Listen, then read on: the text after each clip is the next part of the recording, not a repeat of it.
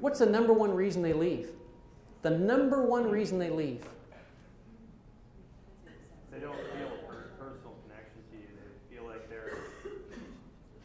don't feel the relationship there, that you're responding to what their needs are. Don't feel a personal relationship. Very, very close.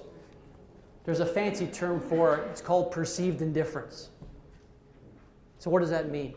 What it means is they don't think you value their services, their loyalty, the fact that you've been a client for a week, a month, or 10 years. And in fact, across all industries, regardless of the industry, regardless of the size of the business, 2/3, 66% of clients leave. You know why?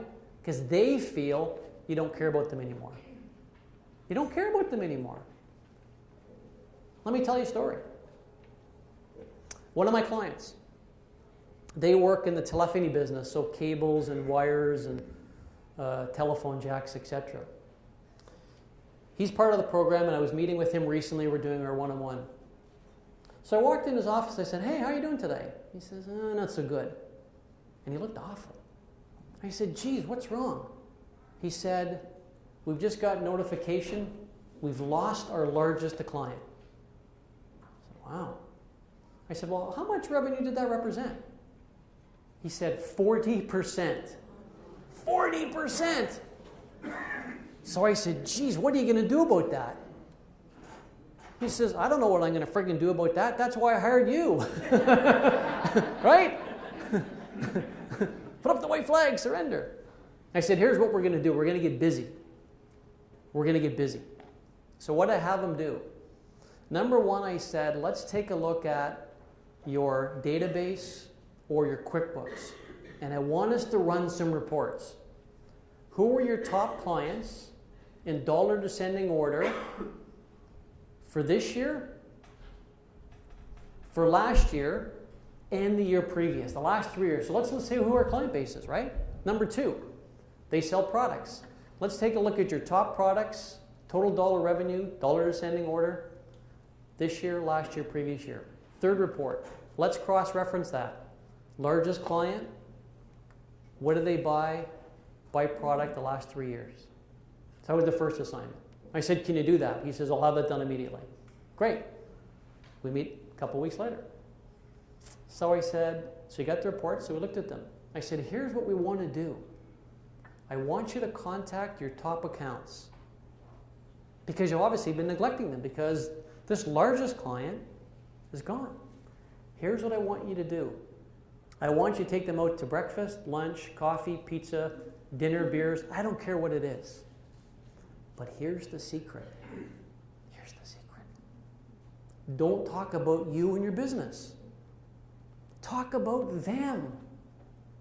Right? Talk about their business. Do they care really about your business initially? Do they?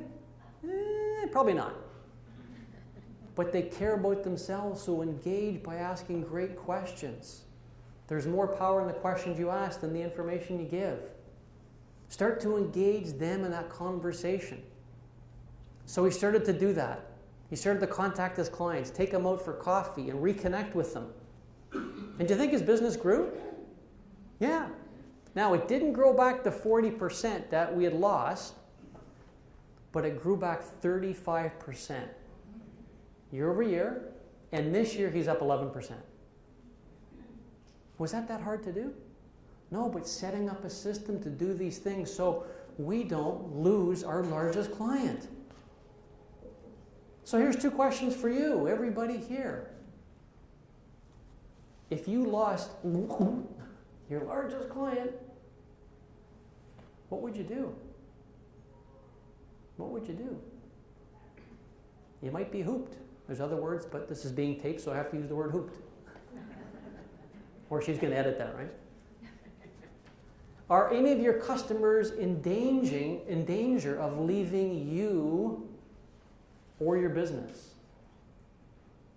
Might be worth a conversation. If you're a solo entrepreneur, maybe with a colleague. If you have a team, it might be something to talk about at your next meeting. Hey, are any of our clients in danger of leaving? Have we reached out to any of them?